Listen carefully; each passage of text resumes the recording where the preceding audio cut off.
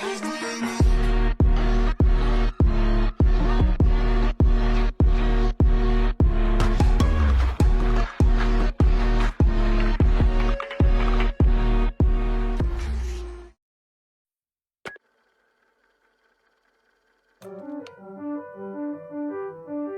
Steam Deck is a very well designed handheld gaming computer. I hesitate to call it a console as it really isn't when you think about it. It's like an Android with a cool gaming launcher.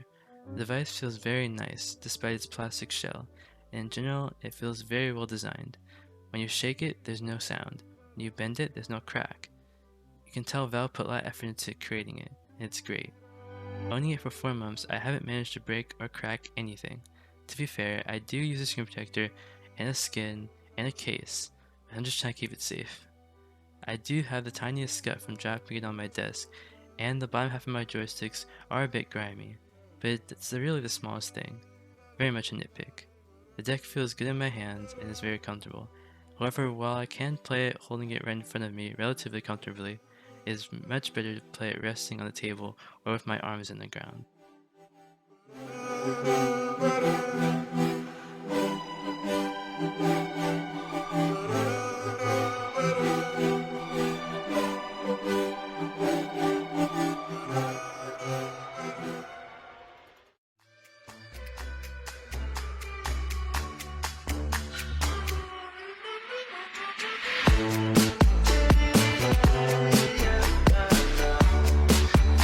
The deck is extremely portable, for me at least. Not owning a Switch, I've never had anything so compact and light with power so similar to my laptop.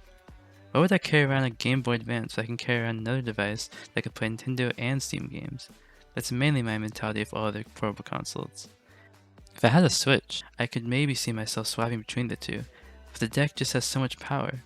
There's no way I'm ever playing Elden Ring on the Switch. There's no way I'm ever playing Persona 5 at 60 FPS with PS5 level graphics performance on a Switch. But those are just games I'm interested in. You may be more interested in Mario and Zelda, and playing games on official hardware, and that's fair.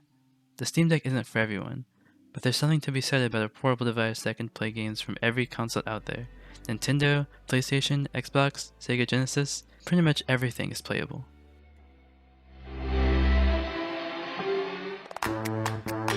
The deck's versatility is so amazing. You can do so much, it's kind of incredible. Want to listen to music while you're playing your games? Go ahead and download Spotify, or even open Chrome and use YouTube, then go right back to your games. Once you set all this up, it's incredibly easy. If you're saying right now, why would I want to listen to music on my deck when I can listen to my phone or PC?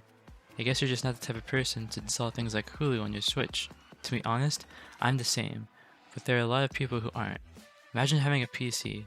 There you go, just like having a Steam Deck. Yes, it runs Linux and has to translate Windows apps. Yes, they don't always work as planned, and it can be kind of annoying at times. But once you get used to it, it's really just like using a computer. Just like every new device, you have to learn it, and it's not as simple as a console. But it's not a console, it's a little gaming PC that can fit in your hands. And if you really can't handle running Linux, you can install Windows and use it like a real portable PC. But I wouldn't recommend it.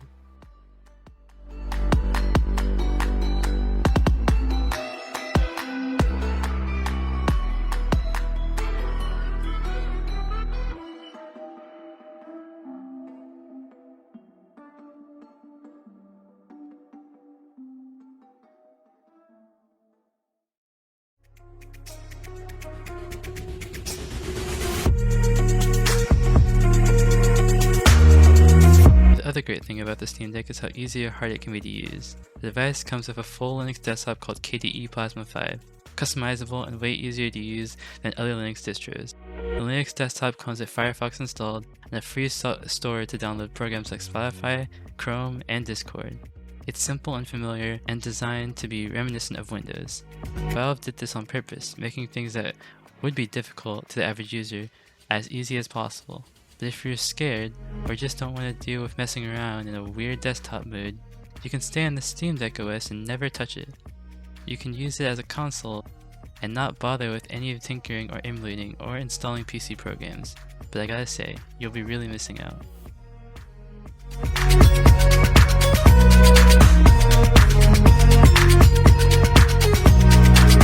While the Steam Deck UI isn't as simple as Nintendo Switch's UI, it is just the right amount of easy and customizable. It looks and runs just like a console, but allows you to map all of the controls. The touchpad can be used as a D-pad, mice, or even keyboard press, and the 4 back buttons can be used as hotkeys for anything as well. Pretty much any game you want to run with non-console controls will run. The device even has motion controls that can activate by resting your finger on the top of either joystick. It's honestly so cool, and furthers its "can play anything" message.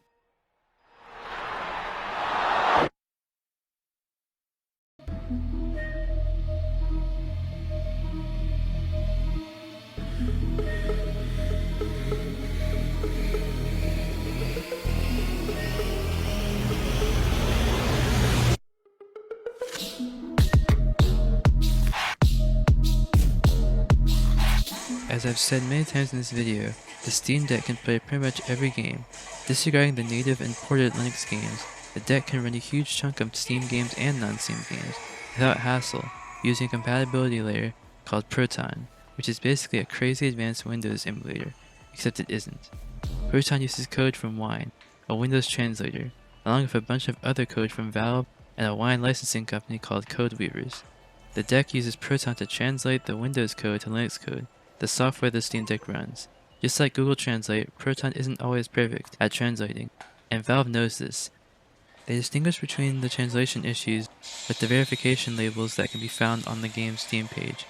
Green means verified, orange means playable, the no symbol means unsupported, and the question mark means unknown. Most viewers probably cringed after hearing that, but it's really not that bad. There are currently, as of recording this video, 2,421 games verified on Steam Deck, meaning they play great with no issue, and 2,701 games playable, meaning they run well but have little issues like text being really small or keyboard inputs being required. You have to remember that PC games are very different from console ones.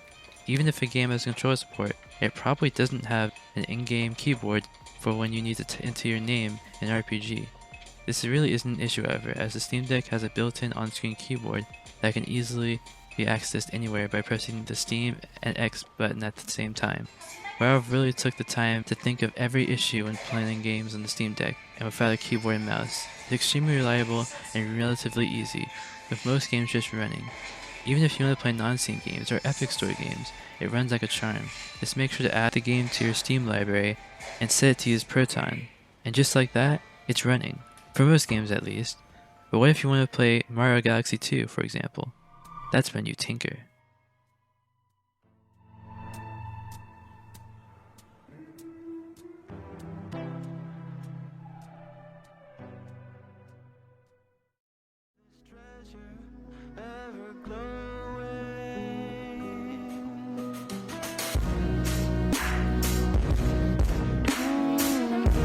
Where do I begin? You should probably install EmuDeck, unless you want to do it all manually. And while you're at it, go ahead and install EmuSac. Oh, and you can't forget Crankshift for easy screen recording. And why not install Steam Deck Gyro DSU for emulation, of course? Jokes aside, there's so much you can do with your Steam Deck, it's incredible. I've mostly been messing with the emulation side of things, but there's much more to it. If you want to emulate on your deck, definitely install EmuDeck. It has a very professional website and will take care of almost everything. If you want to mess with your deck even more than the OS lets you, consider downloading Crankshaft or DeckBrew, but remember, you can easily screw up your Steam Deck using these, if you don't know what you're doing, of course. Just one glance at the Steam Deck Reddit can show you all the amazing things people have been able to do in the 5 months the deck has been out. It's absolutely insane.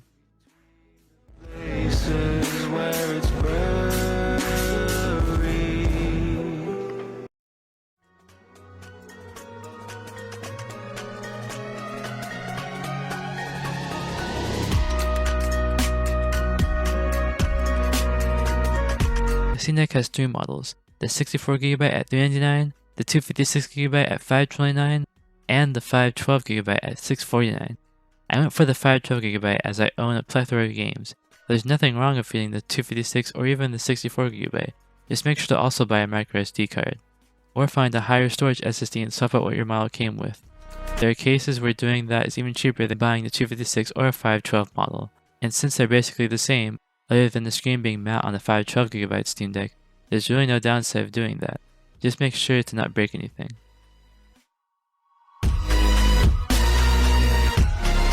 Availability is a little rough right now with the Steam Deck. If you try and buy it right now, you'll be looking at Q3, October 2022 or later. I'd like to hope that not too soon from now the inventory will outweigh the demand, but for now, everyone's just gonna have to wait.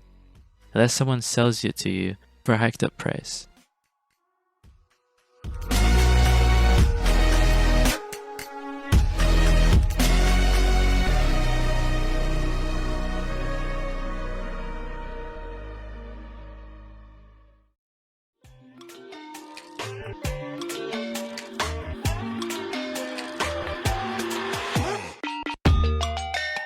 The Steam Deck isn't without its faults, however.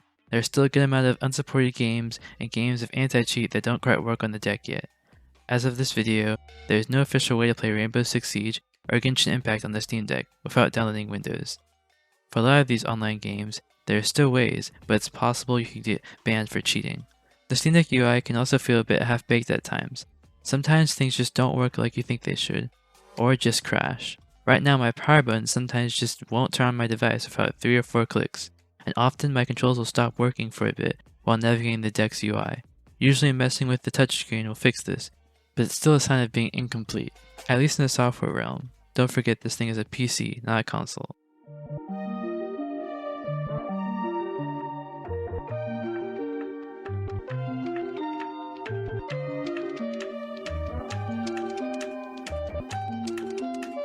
The battery life can be a huge turnoff as well. When playing simple, old, indie, or pixel games like Stardew Valley, you can expect to get pretty good 5 hours of battery life. But trying to play Death Stranding or Monster Hunter World, and you'll probably get 2 hours or maybe 3 with tinkering the settings. Not to mention the not so loud fan will ramp up, and the middle of the device will get hot, but the sides where you put your hands will always be fine.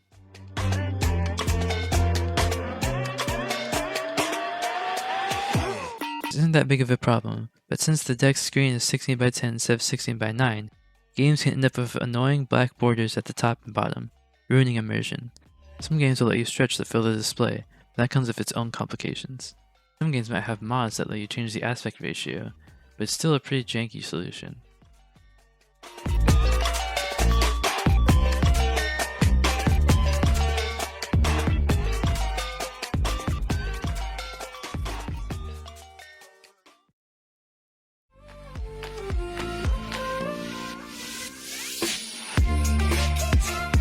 There aren't any official Steam Deck accessories by Valve besides the included high-quality carrying case and screen cloth. Eventually they will be shipping an official dock to make displaying to your TV or monitor super easy, but for now you'll have to just use a USB hub or an HDMI capabilities. Since the Steam Deck has a USB Type-C port, it's easy to display it to any screen, and if you have a hub, you can use a keyboard and mouse in games, no problem, making it effectively a little Intel Nook, but with an AMD chip.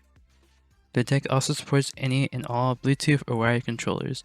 If you want a case or a skin for your deck, your best bet is to look on Amazon or Etsy for good quality unofficial stuff. Or you can wait for D-Brand to release their Kill Switch tactile case, as well as buy their screen protectors and high quality skins.